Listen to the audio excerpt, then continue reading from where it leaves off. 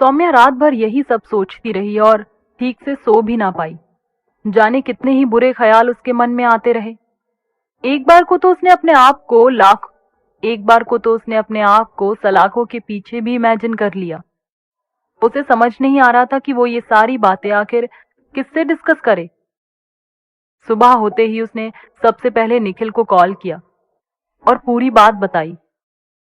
निखिल बोला, हाँ सौम्या, मैं कई दिनों से इस केस की पूरी अपडेट ले रहा हूँ। यहाँ मीडिया ने इस केस को लाइमलाइट में रखा हुआ है। पॉलिटिशियन का बेटा होने की वजह से हर कोई सुमित के लिए न्याय मांग रहा है, जैसे सुमित कोई निर्दोष लड़का हो। मुझे तो समझ नहीं आ रहा है कि आगे हम लोग करेंगे क्या। लेकिन चलो, ये अच्छा है कि जो एसपी इस केस को हैंडल कर रहा है वो तुम लोगों को जानता है। कम से कम वो गलत आरोप तो नहीं लगाएगा हम लोगों पर। नहीं तो कई बार पॉलिटिशियन के इन्वॉल्वमेंट की वजह से केस को जल्दी सॉल्व करने के लिए पुलिस वाले निर्दोष लोगों को फंसा देते हैं। तो अपनी एक टेंशन तो कम हो गई। अब कल जब अजान का कॉल आए तो तुम उसको यही बोलना कि तुम्हारा पेंडेंट कब, कहां, कैसे गिरा। तुम्हें कुछ भी नहीं मालूम है। ये भी तो हो सकता है कि तुम्हारा पेंडेंट ट्रेन में गिरा हो, वहां किसी और ने उठा लिया हो। तो जिस बंदे ने उठाया होगा वही तो सुमित के साथ हुई वारदात के लिए जिम्मेदार होगा। तुम भी अजान के पूछने पर उसको यही सब बताना। कुछ गड़बड़ लगे तो फिर मेरा नाम ले लेना। जब मुझसे पूछताछ होगी तो मैं अपने तरीके से हैंडल कर लूंगा। निखिल की बात सुनकर सौम्या को थोड़ी राहत मिली। वो सोचने लगी, चलो ये तो अच्छी बात है कि अजान हम सबकी हेल्प करने के लिए तैयार है। बस अब उसे चिंता केवल इस बात की थी कि सुबह अजान उससे क्या क्या पूछेगा। इसी सोच विचार में डूबी सौम्या जाने कब सो गई, उसे पता ही नहीं चला। सुबह जब उसकी आंख खुली तो वो बड़े बेमन से कॉलेज के लिए तैयार हुई। जब कॉलेज जाने का टाइम हुआ तो वैशाली भी उसे बुलाने आ गई। रास्ते में सौम्या ने वैशाली को सारी बातें बताई, जो साहिल से हुई थी वो भी और जो निखिल से हुई थी वो भी। वैशाली को सौम्या की चिंता तो थी ही, लेकिन उसे निखिल की भी बहुत चिंता हो रही थी। वो सौम्या से बोली, देख सौम्या, मैं ये नहीं कह रही कि तू भाई का नाम मत लेना, लेकिन फिर भी कोशिश यही करना कि बात बिना किसी का नाम लिए ही खत्म हो जाए। एक बार अगर भाई का नाम आ गया तो उसका करियर बर्बाद हो जाएगा। तू समझ रही है ना। सौम्या वैशाली की तरफ देख कर बोली, तू चिंता मत कर वैशाली, निखिल मेरे लिए भी मेरी फैमिली के जैसा ही है। निखिल मेरे लिए भी फैमिली मेंबर जैसा ही है। जहां तक बात मेरे कंट्रोल में रहेगी मैं उसे निपटाने की ही कोशिश करूंगी, और ये भी कोशिश करूंगी कि मुझे तुम तीनों में से किसी का नाम भी ना लेना पड़े। अब देखो अजान मुझसे क्या क्या पूछता है, ये तो बात करने के बाद ही पता चलेगा। इसी तरह की बातें करते हुए सौम्या और वैशाली कॉलेज पहुंच गई। सौम्या का मन पढ़ाई में बिल्कुल भी नहीं लग रहा था। उसका ध्यान पूरी तरह अपने मोबाइल पर ही था। साहिल ने सौम्या को जो समय दिया था अजान के फोन आने का, उसी समय पर सौम्या क्लास से बाहर आकर कॉलेज के गार्डन में बैठ गई। थोड़ी देर इधर उधर घूमती रही और अजान के फोन का इंतजार करती रही। वैशाली भी उसके साथ ही थी।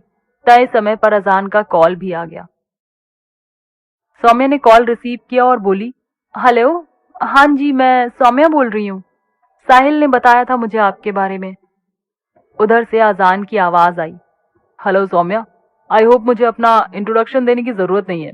साहिल ने आपको सब कुछ बता ही दिया होगा। सौम्या ने जवाब में कहा, हाँ हाँ साहिल ने बता दिया था। आप अमान के बड़े भाई हो ना, बताइए मैं आपके लिए क्या कर सकती हूँ। अजान ने बिना इधर उधर की बातें किए सीधे पॉइंट की बात की और पूछने लगा, वो एक्चुअली मेरे पास आपका एक लॉकेट है जो साहिल ने आपको वैलेंटाइंस डे पर गिफ्ट किया था शायद। बस उसी के बारे में पूछना था।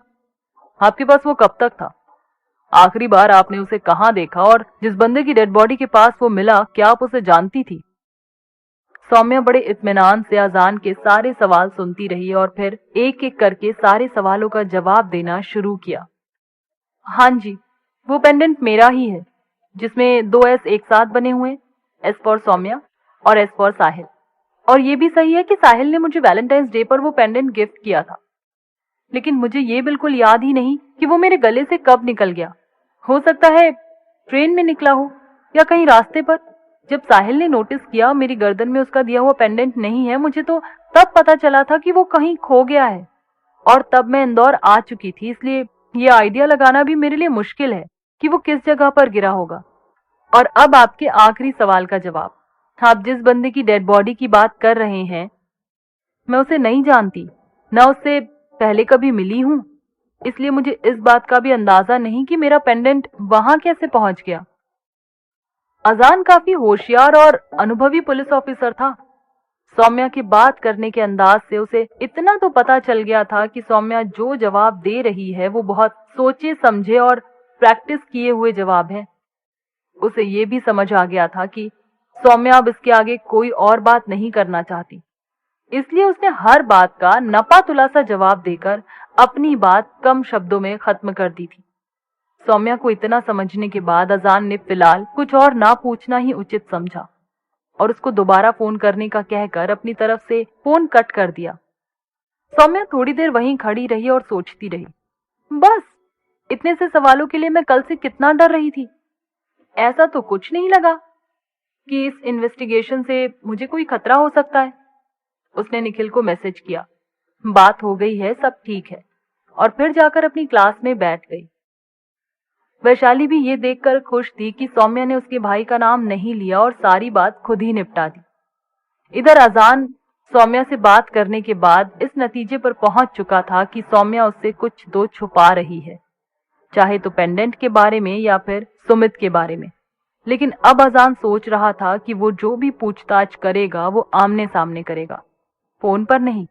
और उसे ये भी समझ आ गया कि उसे सबसे पहले कहां से पूछताछ शुरू करनी है। उसका सीधा इशारा सौम्या की तरफ था। अब सौम्या अजान के शक के घेरे में आ चुकी थी। क्या होगा आगे,